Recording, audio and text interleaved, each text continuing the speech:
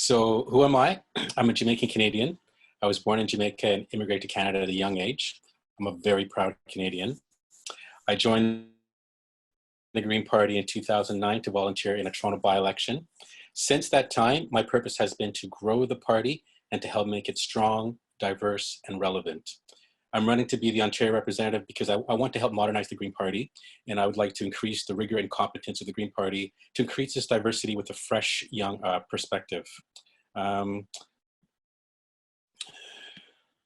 joined the Green Party I'm a committed Green volunteer. I've worked on every GPO and GPC campaign in Toronto St. Paul since 2009. I'm an experienced board director with extensive governance experience. And I have a broad public policy experience at various levels of government. I'm bilingual, and I plan to make the party more inclusive to Francophones. I plan to do that by increasing the use and quality of French in everyday party communications. I plan to help improve the efficiency of the party by whether it's a governing board or working board to improve the council's strategic planning by liaising directly with our members through the EDAs. So right now, there's so much we can do to improve our party, and I think that it starts with federal council. Canadians are counting on us to deliver by finding a new way to govern in our democracy, a way that is inclusive, that reflects our diversity, and one that leaves nobody behind. We are at a critical juncture in our democracy right now through this COVID-19 pandemic. We've seen that so many of the Green Party policies are relative and they're up to date, and it's time for us to take the lead and not be shy about who we are and how we can help Canadians in our wonderful country. Thank you. Thanks very much, Adrian. Eric Gilmore. Hi, my name is Eric Gilmore. I live in Ottawa on unceded Algonquin and Anishinaabe territory. I currently work for an engineering, planning, and environmental consultant in the city, mostly focused on transportation engineering, traffic planning, but also dabbling in asset management and project management as well. I'm someone who has a varied experience in the party. I've experience with EDAs, governance boards, and campaigns. I've recently just finished serving 2 one-year terms on the GPO provincial executive, which is the equivalent body. It's basically the board of directors. And I've also served on 2 EDAs, including Simcoe North and Ottawa Centre, where I was the CEO here. I have campaign experience across the province, and I've lived in various different regions of the province. So I understand the differences between a shoestring budget campaign in Simcoe North and a fully funded campaign in Guelph, for example. And I know that our volunteers across the province need different things. I encourage everyone to check out my full CV bio on my website. I certainly can't spend the entire time listening to here. I'm someone that strongly believes in communication and accountability in the grassroots in the party. And those are messages and issues I want to promote in federal council if you send me as your representative here in Ontario. I'm also a strong advocate for youth and diversity in the party, and I think it's something that we need to use as a factor in every decision that we make in governance. I'm a passionate, hardworking volunteer, and I hope to bring that to federal council. And I hope to be an ardent defender and representative of Ontario members in the party. Thanks, and I look forward to your questions. Thanks, Eric. All right, Andrew.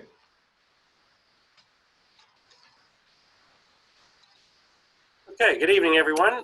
Thanks for taking time to hear this range of perspectives and visions for taking the Green Party of Canada forward to success. I've been a Green Party member since 2015, but really got involved with the 3 ridings in Markham really a little over a year ago. I ended up serving as a campaign manager for candidate Chris Williams in the 2019 election, and I've been spending a lot of time as an organizer across all 3 Markham ridings, trying to keep visibility and presence going in between elections. I have a master's in environmental studies and both work and volunteer experience in the environmental movement and other nonprofits and charities. but I also have 20 years experience as a business software consultant, currently with BDO. Now, the Green Party is a grassroots political party and with a strong heritage in environmental and social justice movements.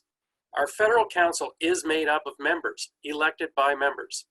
As a party that purports to do politics differently, our federal council needs to be much more than it has been. Each council member represents a specific subsection of the party membership and is responsible for the connectivity between the general membership and the national executive and staff. So just as a Green MP must strive to represent the views and interests of their specific riding within the party and within Parliament, a federal council member must strive to represent the views and interests of the members as well as the party overall, and communicate back and forth with both levels. Therefore, if I'm elected as the Ontario representative on the federal council, I'll make several commitments. One, I will use Zoom, Slack, Facebook, email, whatever I can to maintain regular two-way communication with the Ontario EDA executives and the general membership. I'll support the development of tools, templates, training, funding to enhance the ability of local EDAs to wage winning campaigns. That's what's worked in the past. Our 3 MPs now are from strong local campaigns. And I'll also support grassroots initiatives such as the MGNR, EDA 2.0, and things like Megan and company that organized this series of town halls. And I'll champion the creation and expansion of committees and task forces overseen by the federal council, and including policy committees to back up shadow cabinet members. We need more opportunities for people to rise to national leadership and help shoulder the burden of leading the party. And finally, I will commit to not being a candidate in a federal or provincial election during my time on council, so that my full focus is on the governance of the party, even in the midst of a general election. Thanks. Thanks very much, Andrew. I'll just remind the candidates to sort of keep an eye out for Carol Thatcher as she is showing the yellow and the red cards. Oops, sorry. That's okay. Megan, Off my screen. Would you like me to ring a bell or say something if they are going over the red? No, I don't think so. Okay. Thanks. Next, we have Eric LaRouche. Go ahead, Eric. Hello, everyone. Welcome tonight. I'm very glad that everybody can make it, and I hope you're going to find the session interesting. I'm very excited about what's going on right now. I'm involved with the Green Party of Canada because of the children, basically. It's not for me personally. I do it for myself in a way because I get satisfaction dealing with complicated issues, but it's not for myself. It's for the kids, and probably because also I've been very disappointed in the last 40 years with what the government have done in Canada, not only on the green side, on pretty much in general. I bring many years of management to the plate. I think I can contribute tremendously by having dealt with the complex issues where the welfare of many depended, and I manage material, finances, and human resource very successfully. I'm known as a good team player. Currently, I'm the EDA CEO for the Bay of Quinte. I'm semi-retired, and most of my time I spend working for the association or the Green Party of Canada the best I can. What I'd like to bring to the party is more people supporting it, clarify the platform, and help EDAs, which are the support of the party, to operate more efficiently and deliver better result at the next election. That's all. Thanks very much, Eric. All right, Michael. Hello, everyone. We have 64 people on the line right now, so thank you, everyone, for joining us tonight. thank you to my fellow candidates as well. I think we have a great lineup of candidates on here, and it's great that we have this time tonight to discuss things. I'd like to Michael, I'm having a hard time hearing you. If you could just get a little closer to your microphone, maybe. Okay. Thanks. How's that? I'll speak up. Good. All right. I'd like to thank the First Peoples of the Robinson Superior Treaty Area, from which I'm speaking to you from. My name is Michael Pilling, and I'm a he from Thunder Bay. I've been involved in this party since about 2000, for about 20 years. I've gone through the whole cycle of, being fully committed, full-time activist, full-time employee. I've been on the executive councils in the GPO, worked closely with the federal council at the GPC, and I've been watching council closely for a long time. And I think that there are so many things about elections and politics that we can't control. We can't control how the media sees us. We can't control whether we're included in debates or not. We can't control the electoral system. The one thing that we can control in our party is how we govern ourselves. So I think it's critically important for the success of our party that we get a 10 out of 10 on governance. And honestly, I wouldn't be running if I felt we had a 10 out of 10. I would go back to playing in my blues band and pitching in for elections. 5 things that I intend to do to make council work better based on my previous experience and observations. Number 1, we need shorter meetings. The council meetings are a marathon. It is one of the things that contributes to burnout and makes our council turnover quite bad. Number 2, we've got to get the agenda 2 weeks beforehand at least. So as an Ontario rep, I can talk with you folks about things that we are about to decide before we decide them. We can't get good consultation if we don't get the agendas beforehand. 3, we need powerful subcommittees that allow many of you out there to participate more. Number 4, we need to consult very widely, as the other candidates have indicated. Number 5, we need a council that thinks long-term. We need to build this party, have more members, more strong EDAs, coast to coast. Thank you very much for considering me. Please check out my website, michaelpilling.ca. Thanks, Michael. Okay, next we have Lorraine. Hi, everyone. I'm coming to you live from Algonquin territory. I'd like to thank Megan especially for the great land acknowledgement that she did to open our session. And thank you to the members who took the time to organize this forum for the candidates. And thank you to all the other candidates that are on the Ontario ballot. Just a little bit about me. I'm the Indigenous Affairs critic for the Green Party, and I have been in shadow cabinet since 2008. I've got a lot of experience at the policy level, moving Indigenous policy forward at convention. And that's been a focus of a lot of my work inside the party. I'm also a 5-time federal candidate for the Greens, 3 times in Leeds, Grenville, and twice in Algoma, Manitoula, and Kapuskasing.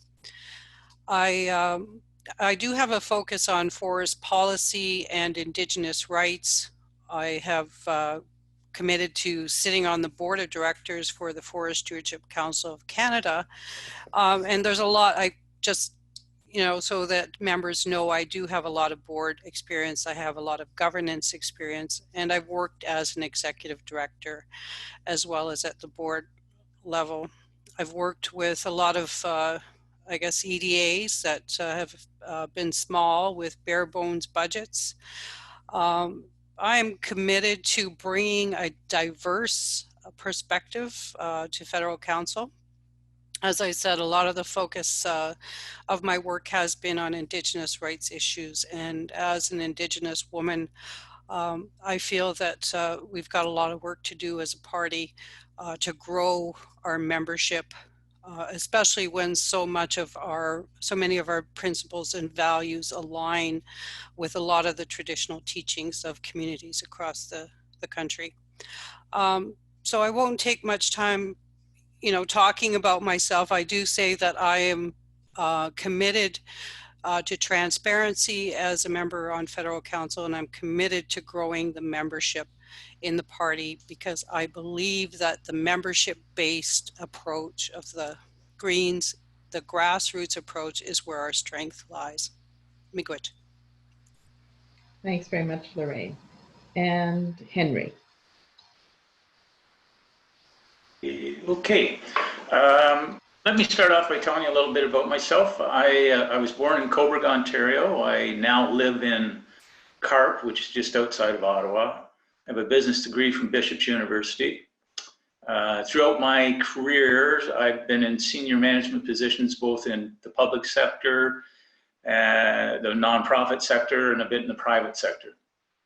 What I would bring to this position is over 35 years of experience in politics, in municipal, provincial, and federal politics. I've held volunteer positions, just about all of them, in EDAs, headed party field organizations, and managed elections. Specifically in the Green Party, I was a campaign manager for Claire Martin in 2015 in North Vancouver. And in the most recent election, I was on the campaign working group and was the deputy national campaign manager. Like many of you and like many of the members of the party, I come to the Green Party after being involved with another party. In my case, I volunteered and actually worked for the Liberal Party of Canada. For several years, I wasn't active in politics, but I came to realize that as Canadians, we had to focus on saving our environment and changing how we do government in Canada. That realization brought me to the Green Party. We know the Green Party is best positioned to tackle environmental issues that threaten our planet. But we need to prove to Canadians that we are ready and able to govern, that we have a solid financial and social policies, and that we offer a more collaborative approach to governing. In the past, I think we need to build on our successes that we just had in the 2019 election. When you remember, we started 2019 with 1 MP, and we now have 3 MPs at the end of 2019. We doubled our vote in 162 ridings across the nation and had 49 ridings over 10%, which is a real good base to start from. In Ontario, we went from 186,000 votes to 420,000 votes and have 8 ridings that finished over 10% and was only 2 in the last election. I commit to working with the EDAs to grow the party in Ontario, and I ask you for your support. Thank you. Thanks very much, Henry.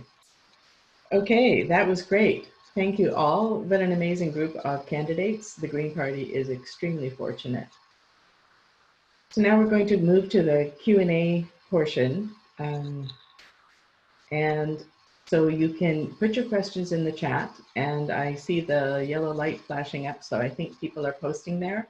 Since these are the Ontario reps, I think if you could somehow identify yourself as being from Ontario, before you pose your question, we'll try to make sure we get Ontario questions in. We do have some questions, though, to start with. And the first question is actually a follow-up from yesterday's session with the Young Greens. They were unanimous in their view that federal council didn't adequately support the Young Greens. So how do you think council could better support the Young Green wing? You will have 1.5 minutes to answer your question. And again, keep your eye on Carol Thatcher there. And we're going to start with Eric Gilmore on this round. Is that a coincidence, or is that because I'm the Young Green running for? That's a total coincidence. You're second alphabetically. Great. So yeah, so I have to agree. The federal council has not supported the Young Greens very well in recent years. I was actually on the Young Greens Council in the summer of 2017, and the support was not great. One of the most important ways, I think, to help fix that is, sending more Young Greens to federal council. Young Greens don't have to be limited to the Young Green co-chair spot on federal council. I think it's important to, elect a federal council that looks more like Canada, right? And I think that's going to go a long way. As I said in my introduction, every decision needs to be about, youth and diversity. We want to improve those. And a personal anecdote from this, an example of where we kind of went wrong with this, was the Calgary SGM. It was planned the first weekend of December. I was still in university. Many of our Young Green members are in university or college. And I had to haul my textbooks with me across the country and study in the hotel restaurant in the evenings so I could attend that SGM while also maintaining my schoolwork. Those kinds of decisions are not the kind that, will support youth or make it easy for them to get involved or stay involved in the party or be, a part of important decision making. Our general meetings are so important to the party. Thanks very much. Next is Andrew.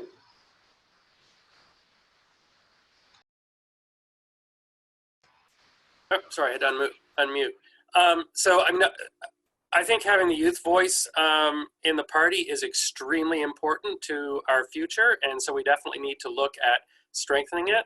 So, my first response would be to, sit with the Young Greens Council and say, okay, what do you need? Where do you want to be operating? Where do you want to be organizing? Are you focused on campus groups? What do you need to grow them? And I think that approach has probably been lacking overall, whether you're an EDA or a Young Greens group or whatever. There needs to be far better support from the central apparatus of the party to give the grassroots groups, whether it's Young Greens or EDAs, the tools and the training they need to grow our base where we need it. Thanks very much, Andrew. Next is Eric LaRouche. Hello, coming on board. I got a minute and a half, I believe. So it's a good question. The youth has been one of the group we've been hoping to see more participation personally into the EDA, and without any luck so far, but we're still concentrating on that. How to support them better? I think from personal experience, the Green Party has what it takes, and it's already available to them. It's also available to the EDAs, and I think from personal experience, for anyone involved in EDA board or as a candidate, what I had problem with personally as the CEO or involved with the campaign was to make sure they use the tools that were there for them and readily available, and I was unlucky. It didn't work. I ended up to go along with it and try to support them anyway. But as far as I'm concerned, the tools are there in the website with all the documents that they need. The constitutions are clearly written and clear, and sometimes people don't know their roles or their responsibilities, and it takes time for them to learn how to deal with that. And it's work in progress. As far as I'm concerned, it's doing good. Thank you, Eric. And Michael. Hello, I'll lean in again. Number one is that I think that we need to do away with the concept of a kids table as if young people are not ready to take a full role in the governance of our party. I think that council should be extending an invitation to every single one of the members of the Young Green Council to take a seat on one of the powerful subcommittees that I think we should be setting up. We need to delegate and expand the number of decision makers that are working on party decisions. There's so much to do. There's governance, campaign preparedness, diversity, outreach, liaison. There are many, many roles to be filled, and I think we should be inviting all of our Young Greens to be taking a role on any of those subcommittees, and of course working with the two Young Greens representatives that are on council. One of the things that we need to do desperately in this party is increase our diversity, both with young people and of the various demographic groups. We have many EDAs that are in danger of, aging out the members and especially the executives are from an older demographic, and they're getting ready to slow down. So we need young people to add new life to our party. One of the things that I think we should be doing is sending our paid organizers into colleges and universities across the country, because we know that 50% of people under 30 are willing to consider voting green. And to me, there is no reason why we shouldn't have a Green Party club on every single university and college campus in this country. And if we set that up, that is going to start feeding young people of diverse backgrounds into our party. And they will very soon be taking positions of leadership all across the country. So that's what I'm looking forward to. Thank you, Michael. Next is Lorraine. Thank you very much for the question. I agree, I think, with everything that the other candidates have said, but I agree with Andrew that we have to have direct communication with the Young Greens. There has to be a dialogue with federal council. Given, that I have a realistic vision of what the world is going to look like months from now, when we're scrambling for donations and scrambling to maintain a budget as a party, we're going to have to sit down and map out what resources we have and where they can be best deployed. One of the things that I've always considered has been succession planning, because I see, like Michael said, that our electoral machinery is aging, and a lot of the EDAs are demonstrating that people are getting older, and we have a responsibility as mentors. We have a responsibility to bring that next generation along, make space for them at the table, and include their ideas and how we're going to go forward. So I very much support working with Young Greens on revitalizing the party, with the understanding that we're going to have limited resources to do that, and we need every hand on deck. Thanks. Thank you. And next is Henry. Yeah, it's sort of hard to be in this position because what everybody said before is pretty well there. But I mean, I think we have to come from the idea that this will be a group that will keep the party going, that is our biggest opportunity for growth in the party. And we need to consult with them more. We need to involve them more in committees, which other people have said. And I think we need to talk and make sure that staff are constantly reaching out to them as well, to help include in their planning of events, and whether what we need in a manual here or there, or what more tools should be in the toolbox.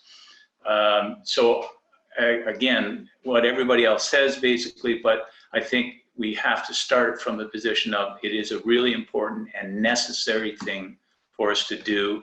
And we shouldn't just say, oh, well, we tried this in the past, it won't work. Keep trying old things and new things, and ask them how they think they can help and where they think they should be. Thank you. Thanks very much, Henry. And Adrian.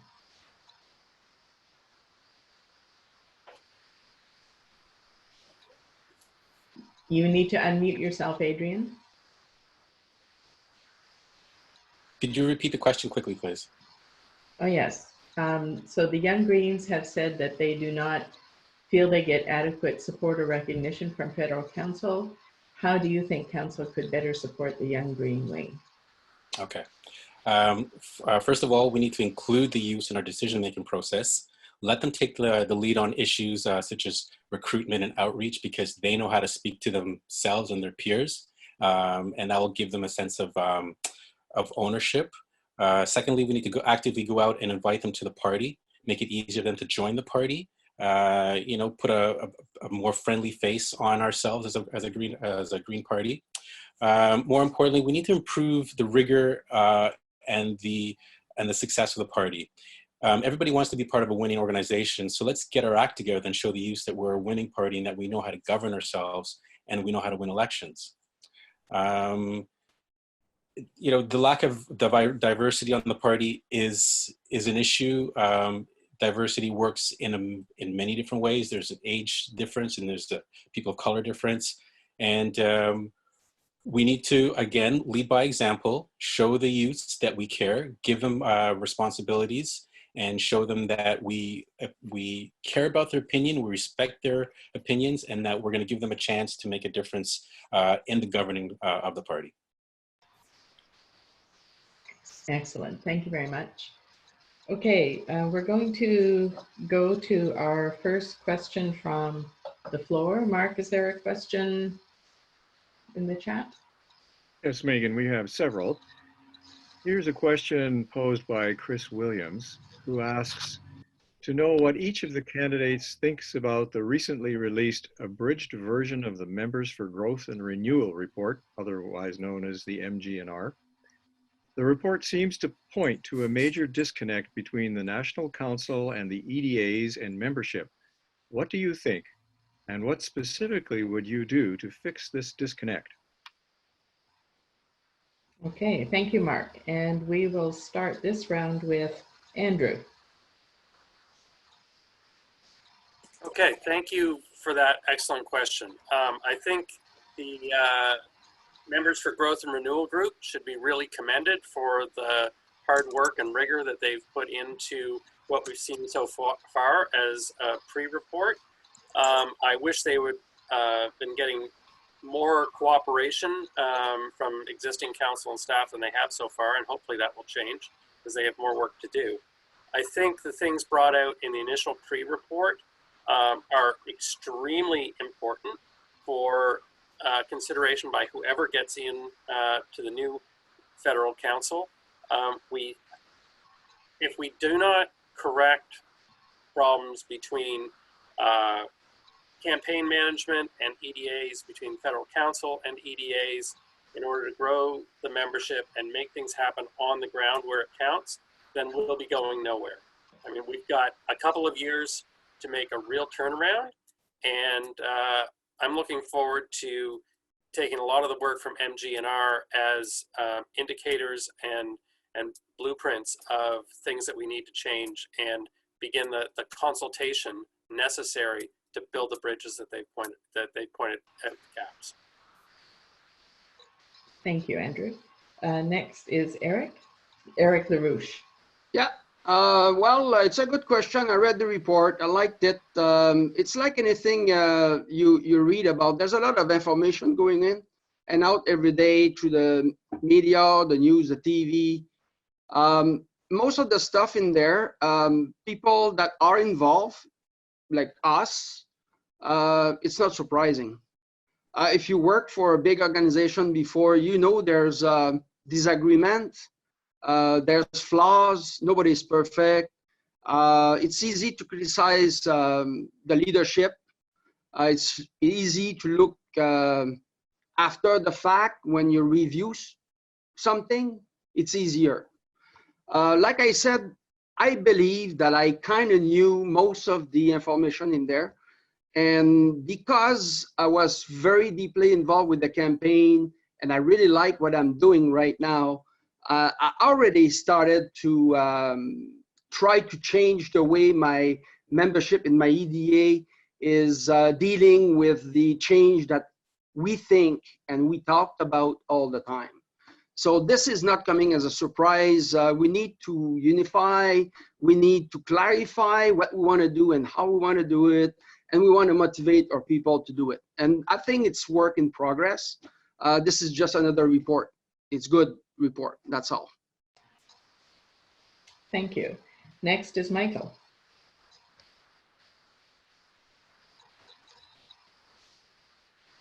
Can I quote a movie? What we have here is a failure to communicate.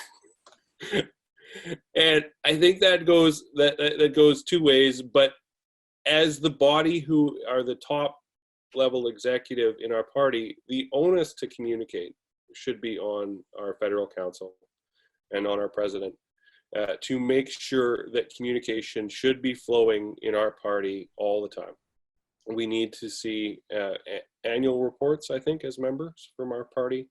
we need to, as EDA executives, we need to have like monthly updates on the issues that council is dealing with and be able to solicit input. I think they have been operating a little bit in a vacuum. I want to say something that's very important to all the members out there, is that the things that are pointed out in the MGR report are not new. Council has had these problems, I would say, for ever since that I've been involved. We had these problems before Elizabeth. We had these problems before Jim Harris. We had these problems back in Joan Rosso days. So we got to look at the systematic problems that are happening here. And one of the systematic problems is that council is trying to do too much by themselves. Too few people, too big of problems, they get stressed out.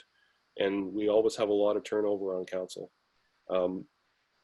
In order to fix the problems we have on council, we're going to really have to work hard. I think we're going to need a governance coach so that everyone is aware of when they might be making mistakes. Conflict of interest is the #1 problem that is surfaced on our GPC council again and again. It's really an honest mistake. It's people in the party, especially campaigners, they're fired up, they're passionate, they have, you know, a real strong belief in themselves, and they fail to catch themselves when they're advocating for something that is important to them, but it isn't as important to the rest of the party, and they have a failure to listen sometimes. So I think these are key things. We need to fix all the problems in the MGR report, and it's going to take a lot of effort, but I think there is an enormous appetite for change in the party right now, and I think we're going to make a great leap forward. Thank you. Next is Henry. Surprised me. Thought there was somebody in between. I think the report is a good report. You did. I did. I'm sorry. I'm sorry. Henry, can I cut you off? You sure can. Lorraine, my apologies. Okay, thank you very much. As I was reading the report, I was reminded of a lot of the bumps and bruises I got along the way in the last 10 years working on campaigns.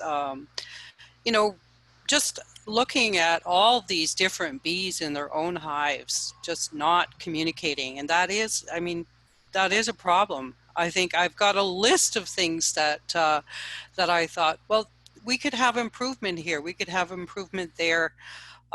Just based on the experience that I've had working on the other side, working at the EDA level. I had a CEO of an EDA tell me that they passed a motion that they would not be doing any fundraising. And I came to the conclusion that we need a lot of training at the EDA level. So I remember we did at one time have Adrian Carr traversing the country, meeting directly with EDAs and meeting with candidates and doing outreach and training. And those are the kind of resources we have to find. We have to find them and make them available to the EDAs. I think it is, you know, it is a communication problem. There is a segregation between federal council, shadow cabinet, the National Campaign Committee, the EDAs. None of these things are talking to each other. And it's a mystery. It's a mystery, and I've got a lot of experience with that mystery. But I do commit to making information available. You know, I think there has to be reporting back to the members on a regular basis. Is red stop? Is that red is stop? Thanks, Lorraine. I love the phrase "bees in their own hives." That's my quote of the day. Okay, Henry, go. Tell me. Okay. I agree. As I said before, I agree it's a good report. I think communication is always the key. It's the key in any organization. It's key in Green Party. It's a key in any political party. And I want you to know that from my experience with another political party, this is not a problem that is just centered to the Green Party. But I think that what has to happen is that the members of council have to remember that they exist to serve and to safeguard the interests of the members. It's not the other way around. The members aren't serving council, it's council serving them. So they have to make a point of reaching out of being more inclusive. I think that a series of regional meetings where you invite people into them, not only by the council, but by staff, so people know what everybody's doing, and they can have, the members can have direct feedback to the council that way. And I think that's part of what will help fix it. Thank you. Thank you. Next we have Adrian.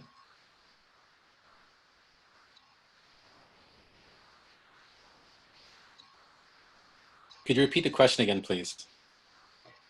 Oh, Mark, can you, the question was about the Members for Growth and Renewal pre-report that came out, and what are your thoughts on that report? Is that about it, Mark? That's correct. Okay.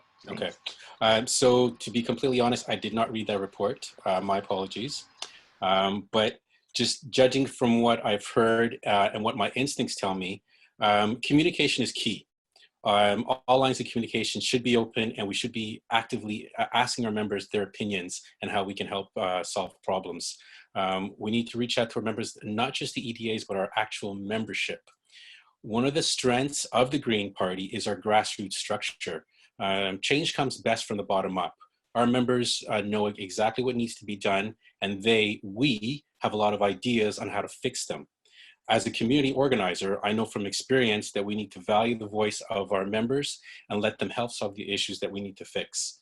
I've hearing a lot of comment over the last few weeks about how federal council does not listen to the membership, that it seems to be a bit of an insular group, and that we don't pay any respect to the membership, and that, well, that needs to change. If we want to attract diverse members to council, if we want to attract Indigenous members and youths, we have to actively reach out to them. And there's no better way than to show them that we respect them by listening to their opinions and helping them and making them part of the decision-making process. Thank you. Thank you. And Eric Gilmore. So the pre-report has definitely whet my appetite for what might be in the final report, and I understand there's quite a bit of work to do in that. I think this report is a very good example of how much potential there is in our grassroots, how much energy and expertise there is to undertake projects like this. You know, regardless of your thoughts on the results, it's a really fantastic undertaking of people organizing on the grassroots level. And I think it's a model that we should tap into more or let happen more. I don't think anybody reading this report was really surprised. Talking to a lot of members and volunteers after the election, there was a lot of feeling of abandonment and confusion and kind of disappointment over the results. And I think it's important that we address that instead of, you know, kind of sweeping it under the rug. The party, you know, really needs to focus on like the two-way communication, right? So many of this could have been kind of avoided with proper, you know, communication from federal council down to its members. And, you know, that's why I'm so intent on that, you know, aspect of my candidacy is, you know, improving two-way conversations so grassroots members and EDAs don't feel left in the dark and abandoned. Thanks very much. Okay, the next question is, as a member of federal council, how will you promote public awareness and engagement of members between now and convention in October, assuming convention happens in October? And we will start this round with Eric LaRouche. Okay, yeah, I get it. Start now. There's different ways we can do it. The Electoral District Association had an annual plan that we had to put on the side because of the pandemic. We need to get involved with the public by participating more and being more visible when we participate in the parades, in local events. We had planned to go into the farmer market, give flyers, engage people. I personally briefed the city council on 2 major poverty issues in town, which obviously brought up some attention. And it was well done because they took some of the points that I saw in the paper 3 or 4 weeks later. Outreach is one thing that I'd like to do personally for the green to be more noticed in the area. So if we can find a place where we can easily and obviously make a mark by linking with a group or défavorable, like some organization that is not favored compared to others, will make the paper, will make the news in some way, and that leads to speaking engagement, more connection with different organizations, maybe attract the blue, the red, and the orange also. That's all. Thank you, Eric. Next is Michael. Thank you, Megan. Can you clarify, was the question how we're going to communicate internally with our members or externally? You're on mute, Megan. Sorry. As federal counsel, how will you promote public awareness and engagement of members? Okay, of members. Number one, I'm really hoping that once we have our elections and have the new council, I think we need to make an announcement that we have a renewed commitment to our key values. And one of those is, of course, participatory democracy. One of the things which was painful to read in the MGR report is that there is this learned helplessness they used, and that some members have come to expect, oh, there's no point in me volunteering because I will face roadblocks or I won't be listened to. So we need to make a loud and clear announcement that we are changing that culture, and we need to know that our party at all levels is open to talent. And I think that we need to make sure that people know that there are seats available waiting for them to come participate, volunteer, have their say, because we can't do what we need to do with just staff people alone. We can't win without hundreds and even thousands of volunteers across the country. So for both for the federal council, for our EDAs, and probably for some regional groups that we need to set up in between those two, we need to let people know that if they have a great idea, they need to bring that forward. Excellent, thank you. And Lorraine, you're next. I think, I mean, one of the things that that I liked about the Green Party is that it's different from other parties, and that we don't rely on hierarchical structures, that we say that we use consensus-based decision-making processes, and we assign equal value to everyone's voice, that everybody has something to contribute. And we have to live by that value. We have to implement respect for people's contributions and get back to consensus and open the tent, make it wide, and bring more people in. So I think this is, one of the most exciting years is, for the Greens, is that we are having a leadership convention, but it's also one of the most challenging conventions that we're going to have because it just may be virtual at the end of the day.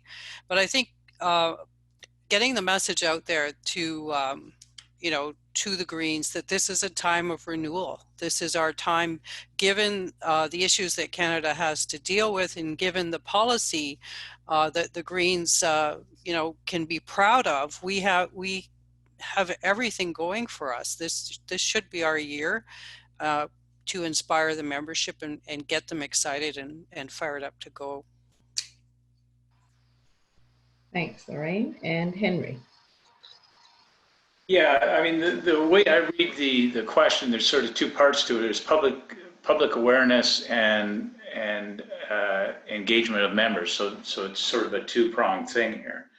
And honestly, given the situation that we're under now with COVID, that a lot of things that would be available to us normally, like going out to meet the public and having the members engage with the public, is off the table. So we really have to open communications with our members first and foremost, like we talked about before. But I think we have to be innovative. I think we have to use social media more than we are now. I think we have to try and get our leadership contest more on the front pages, which will show that the public that we're engaging and that the members of the party are engaging, and we can build that way, create a little bit of excitement. Thank you. Thank you. Next is Adrian.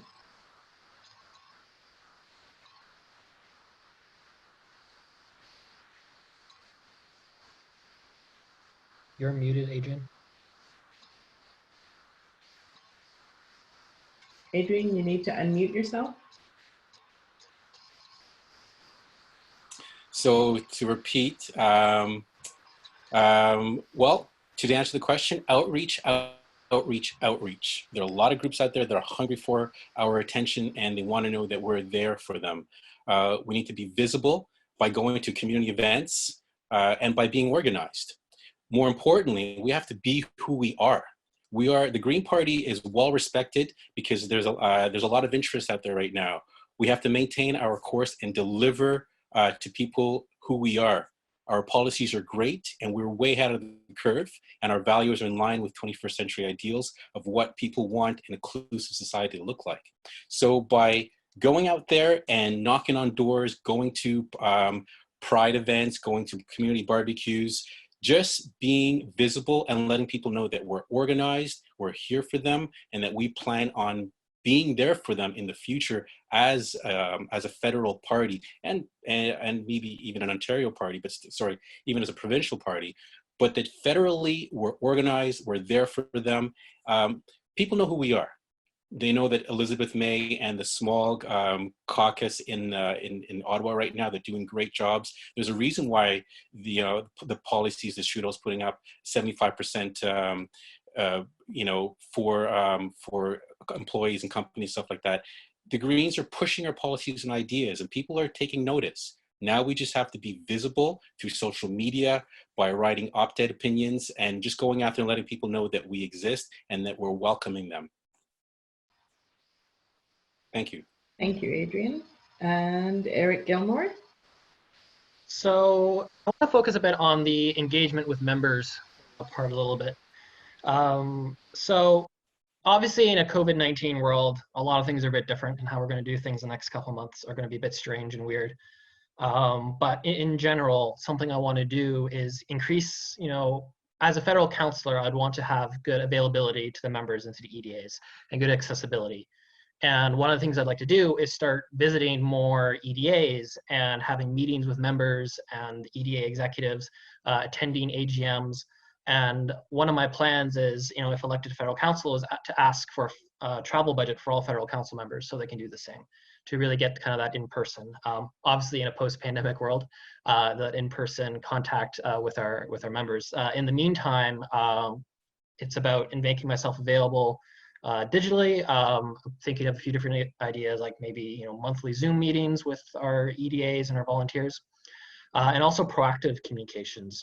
Emails out to people, Twitter or blog posts potentially as well. I'm not set yet on how that's going to work. I'm going to wait to see what the members like and what works for them. But really being more proactive and reaching out and talking to our members and engaging them that way with those one-to-one personal relationships. Thanks, Eric. Last in this round is Andrew. Okay, so I heard in the question a bit of a timeline, which is like between now and convention, given that it actually happens. And so we're dealing with a COVID world, and we want to get people excited about leadership, or use leadership to get people excited about the party. And I think one of the ways we can do that is what we're doing right now. I think, services like Zoom have exploded in use because they are effective. It gets you that face-to-face. And I think if we actually organized the leadership contest, we could have a different EDA host and all candidates every bloody night. Now, The candidates are going to be exhausted, but you know, that's running a campaign. But it would give a lot of face time and engagement at the local EDA levels. Each EDA would at least have one kick at the can in that regard and get to ask, you know, close questions to candidates. More broadly though, engaging people, whether it's about a leadership campaign or generally about the party, you have to get specific. My wife has run large volunteer organizations and community services for a long time, and I've learned a lot from her. And one of the things is the more specific you are in your request, the more likely you are to get a response. So when you say, hey, come get involved with the Green Party, no one knows what the hell that means. If you say, come out to this meeting, join this Zoom, let's talk about A, B, or C, you're going to get more engagement. And we have to also do a better job of recognizing and thanking people who are involved and who give money. We held a thank you event in December after the election, just to get everybody involved and say, you know what, we gave it our best shot. It was really good. You guys all helped out. Thank you. We had 40, 50 people there, which in Markham was actually really good. And people really appreciated that. So you got to get specific and give them reasons to get together. Thank you, Andrew. Okay, good answers to good question. Mark, do you have another question from the floor? I do, Megan. I'm going to go to a question from Grace Zhu, who is one of the candidates for the Ontario Young Green position. And she asks this: in the previous federal election, GPC decided to divert most of its funding and resources to the most winnable ridings, while other districts received little to no support. Going forward, would you support this policy? If not, how do you think resources should be distributed? Okay, that's a good question. Okay, we will start this round with Michael, and maybe Mark, just keep that question handy in case any of the candidates want it reread. Okay, Michael, go ahead. Thank you, Grace. That was an awesome question, and something that I've been thinking about a lot as well. I think that this is an example of where we borrow strategies from other parties that don't work for us. The other parties are obviously, they're focusing on their most winnable ridings. They are at a different phase in their development than we are.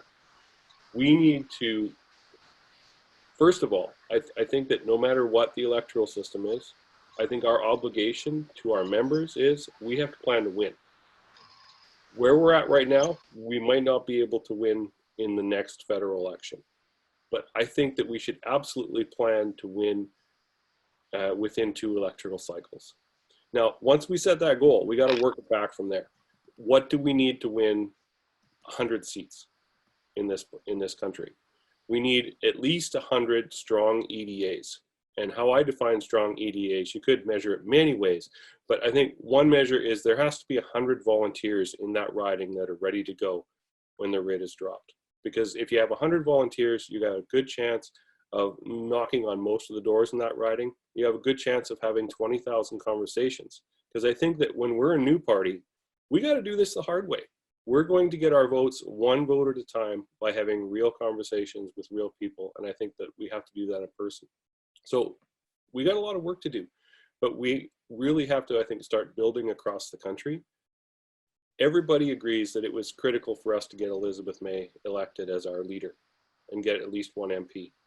The all-in strategy was great for that purpose, but now we have to shift our focus and we need to have a broad growth and try to be focusing all of our resources on coast to coast, growing members, growing volunteers, and making our party big enough to win a federal election. Thanks, Michael. I'll just remind the candidates to keep an eye out for Carol waving her yellow and red cards. Thank you. Next is Lorraine. Thank you. I read the question in the box and I cringed. I was like, oh, please don't make me answer this question.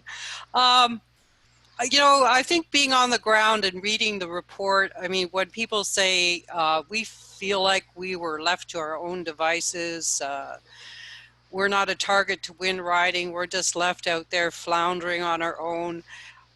you know, it begs the question, how do you build a groundswell? How do you build a groundswell across the country when that's what we need? And that means not focusing on target to win ridings and building a strong national message. I think if we go back to 2005, I think a lot of people were counting on having a national message that they could draw down to the local ridings and run with. And I think that's our role as federal council, is to give EDAs those resources that they need to feel like they're part of this team. So I don't think I could ever vote to support that strategy again. And I guess in the interest of being transparent, I don't support a target to win riding strategy. And I believe resources have to be dedicated at a national level so that they can benefit those campaigns on the ground. So we've got to up our ground game. I think that's what makes us distinct as a party, is we're going to rely on people. You know, we're a people party, people powered party, because we don't have the money. Okay. Thank you, Lorraine. Henry, you're next. Yes. The actual question was, would you do the funding of most winnable ridings? My answer to that, even being involved in the national campaign, is no, I would not. I think that we have a very good base right now to work from, and that's the 49 ridings that I talked about before.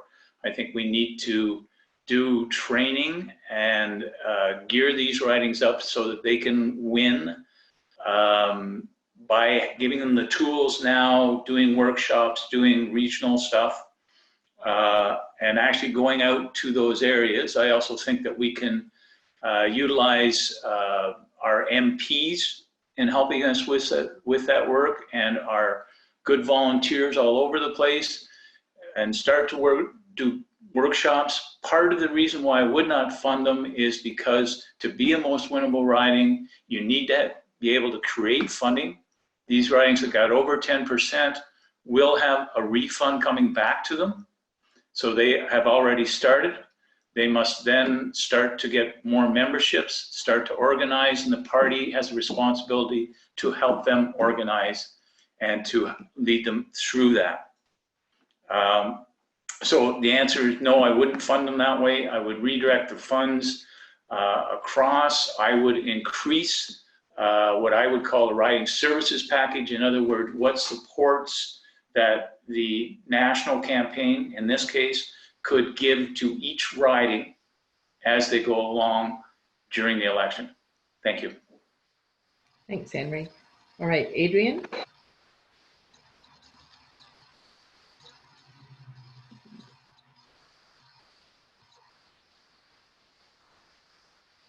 Sorry, Adrian, you're muted.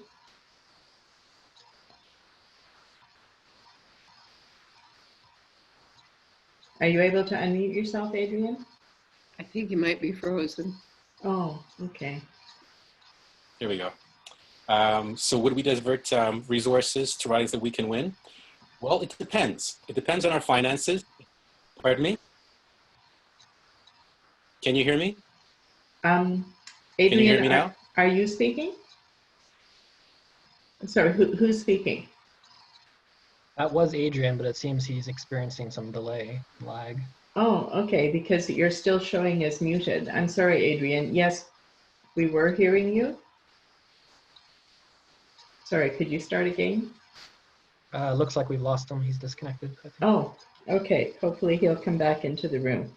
So Eric Gilmore, we'll go to you, and if Adrian comes back, we'll go to him. Great.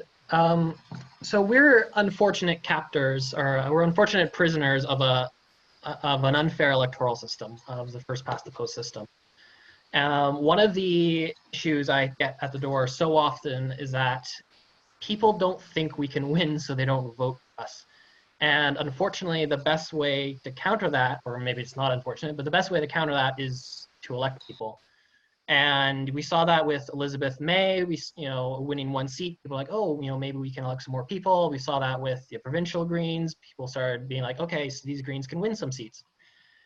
So I think a certain level of targeting ridings is unfortunately what we have to do to kind of expand our beachhead in the House of Commons. But we also can't leave our grassroots and all the other EDAs abandoned. We can't leave them feeling unsupported. And you can see the discontent with the membership right now, and it's a great way to lose volunteers if they feel like they haven't been supported. And you're also not going to get future winnable ridings if you don't build your support in all your ridings, right? Like ridings that are like 10% right now might be future targeted ridings. So to a certain level, we have to target some ridings, I think, because we have precious few resources to go around, but we also need to change the balance so we're not leaving our current EDA, leaving our EDAs and our other volunteers just completely, out by themselves in the dark. Thanks, Eric. Okay, I think Adrian is back with us, so make sure you're unmuted, Adrian, and go ahead. Sorry about that, everyone. Yeah, bad connection. So to answer the question, would the federal council support policy diverting resources to one ridings that can win? It depends. It depends on our finances. If we can afford it, we should support every riding. But let's be smart and make decisions based on the info that we have at the time. If we know we have the chance to win 4, 6, or 8 ridings in order to elect members to parliament, then let's do that. Let's use our resources and put them where winning candidates are running. This will take leadership and the inclusion of our membership. Let's put it out there and have a frank discussion amongst ourselves and decide what we can do. We don't have to let all the other ridings, hang out to dry in the wind. We can still support them as much as we can, but more importantly, let's work as a team and elect members to parliament. That's how we have a small cohort there right now, and we'll have more in the future. We can't, spread our resources too thin and try to run whatever 308 candidates in every single riding. That's not realistic because we're a small organization and we need to be focused on our finances and what we can win. Let's work as a team. Let's decide where we can put our resources in order to win and to get people in parliament, because that's how we're going to govern effectively, and that's how we're going to help our Canadians. Thank you. Thanks, Adrian. Next is Andrew. Okay, I think this is a fantastic question. It's clear that the most winnable ridings strategy has not worked well. The ridings that were picked were not the ones that won. The ones that won were the ones that had very strong ground games from well-organized local EDAs. So that's what we need to foster.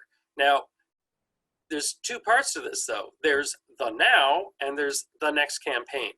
So the now, we've got 2, 3, who knows how, at least years to really work on our EDA development. So right now, I say, yeah, we're not looking at most winnable ridings. We're looking at most developable ridings. So which ridings can we put money, resources, training into where we can get real growth? And I think one of the ways of finding that out is like a seed grant program where you get ridings to say, okay, give us $2,500. This is what we're going to do with it over this year to grow the party. So I think we need to do a lot of that between now and the next election. And then when we're gearing up for the next election, if someone brings up the idea of most winnable ridings and whatever, we've got to consider very, very carefully the analytical model that's used to pick those ridings. Because I think that was also one of the problems. It's the analytical model, umpteen different factors or not, didn't work. Thank you. And next is Eric LaRouche. Hello, I'm here. This is to answer Grace Sue. No, I do not support that policy, but I do respect it. When you have a large organization in charge of a group, you need to address things as you move along. Like us, we're supposed to be elected for 2 years. That's an example. As you move along, you're going to address different areas a certain way, and you may not support everyone equally depending on your resource. That's normal. I don't know what took place in this case. I just know that it seems unfair, okay? If it's not illegal, if it's not too unethical, it is to be expected in a large group that is led by a group that was voted by us to represent us, to work on our behalf, to make mistakes. It happened. And the most important thing you want to do is remember what took place, why it happened, how it took place, and do we want to repeat that? Because we don't want to have people not coming to us thinking that, oh yeah, look, they always do the same mistakes, and it's not something that I would support. So now I would not support it, but I respect it, and it happened all the time, okay? Thank you very much. Okay, we are running out of time, and so I think in the interest of trying to end on time, we're going to move directly to the 1-minute summation for the candidates. So please try to keep it to 1 minute. Please keep your eye on Carol Thatcher there. We really do want to end on time if possible. So Lorraine, we're going to start with you on this round. Thank you very much. Thank you everybody for participating and getting me excited about what we're all here to do again. And I mean, there's so many good ideas about what we can be doing better. And I think the big takeaway message for me is that we do have to work as a team. We have to bring back those fundamental values of listening to each other, having respect. We keep selling ourselves as a party that's different, as a party that wants to do politics differently. And we have to practice that. We have to practice it at every level of the party. I think we have to listen. We have to listen better. And we have to speak with respect to each other. And I think there's so much riding on it. There's so much riding on it for this country, for our members, for the people that we're hoping to serve, for those ideas, the good ideas that we're wanting to bring forward. We have a responsibility to showcase those in an ethical way and to walk our talk. Thank you. Thanks, Lorraine. Henry, you're next. Yes, thank you. I think this has been a great discussion. I think we have a really good group of candidates here. Would make any one of us would make a good counselor.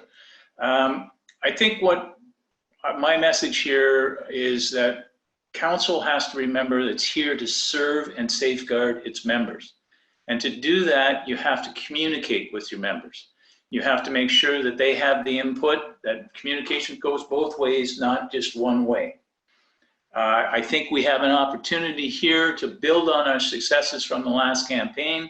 The number of ridings across the country of 49, the 10 in Ontario gives us an opportunity to start to build and to start get more of a foothold. And I see I'm going to run out of time very shortly, so I ask for your support and thank you all, and thank you, Megan, for organizing this. Oh, thank you. You're very kind. Thanks, Henry. And Adrian, you're next. Okay. Can you hear me? Okay. So let's be frank. Diversity in the Green Party is an issue, and there's only one way to fix that: by electing diverse people to federal council and by supporting diverse candidates in the elections. We need to put our money where our mouth is and elect people of color to the council. The lack of diversity within our party structures and the absence of a diversity strategy is a serious impediment to our growth as a party, and it compromises the quality of the council's work. I plan to lead by example and help attract other diverse candidates to the council and to the Green Party. Diversity is Canada's strength. So how is it that the Green Party is not diverse? And we need to start now and lead by example. We can keep talking and go around in circles, or we can start putting our money where our mouth is, know that we have to be more inclusive, and let's be inclusive. So I, for one, I'm ready to be one of those members. Thank you. Thanks, Adrian. Eric Gilmore is next. So I'm someone who has a lot of trouble answering questions in short 60 to 90-second bursts because so many of these questions are so great, so detailed, so nuanced. And, that's kind of, level of discussion that I want to bring to federal council. So I encourage everyone to, reach out who didn't get their questions answered, to reach out. I saved the chat. I'll try to reach out to you proactively if I have your contact information to try to answer these, some more of these questions. And, I hope to be a really strong, passionate advocate for our Ontario members. I'll bring a very deliberative approach. I'll be doing my homework. I'll be putting the effort and the dedication into this. And I hope you make me your first choice on the ballot this month. Thanks, Eric. Okay, Andrew. Okay. Thank you again for putting this evening on, Megan. I think this has been really great. We need more opportunities like this. In summation, I would say that the party is the membership, and council serves the membership, staff serves the membership, and the membership gets people elected. And that's the way we need to make sure things flow. So in the interest of doing that, I will commit again to using every tool available to communicate two-way with you, the members who elect us and select us to act on your behalf in the governance area of the party. And I will push very hard for funding, training, tools, templates to help EDAs grow and do the job they need to do. I'll also commit that I will not be running as a candidate during my term on council. It's one job or the other, and I choose council. And I also commit that if I am elected, there's fantastic talent from all my competitors on here tonight, and I'll make the commitment to involve all of you in leadership level committees to get the work done. And if one of you gets elected, I'm here to help. We got a lot of work to do, and we all got to put the shoulder to the wheel. Thanks, Andrew. Eric LaRouche. Yes, thank you very much for the good time tonight, guys. We have a clear platform. We have best interests at heart. We have a good vision, but we need to be realistic. The voters are not really driven by all the same views. As a federal council member, I believe that working with the other council member to share the understanding of the vision of the leadership, the strategic goals that they set for the party, that we can work together and accomplish the objective that will help us to gain more seats. Like I'd like to have 15 and have a better footprint and a seat at the table. So let's work together, okay? Good night. Thank you very much, Eric. And I have to say, I have enjoyed this evening so much that I forgot to be nervous. So you are all fantastic candidates. I know lots of people would like to continue the discussion. Hi, Megan, one left. What? 1 minute left? One left. You forgot Michael. Oh my God. Michael, I am so sorry. You're right. I am so sorry. Okay, Michael. I just want to thank everyone for joining this Zoom tonight. And honestly, I think every one of our candidates deserves a number one. I think I'm honored to share, this ballot with everyone on board.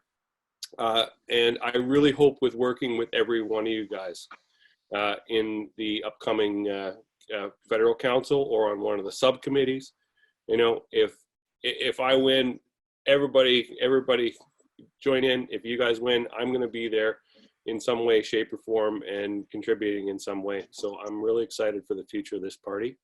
I really think that the Green Party can be the government of Canada within 2 election cycles if we get this right. So I'm super excited with all the positive energy that's in the party right now. So thank you very much for joining, and night night. Thank you, Michael. I am so sorry. I lost it right there at the end, and That's what you get for patting yourself on the back for not being nervous. So thank you, everybody. This was an amazing group, honestly. And we are recording these sessions. And so when I can figure out how to upload them to YouTube, they will be appearing. So just to let people know, you can let your supporters know that if they missed this live session live, that they will hopefully be uploaded at least at the end of all of these sessions.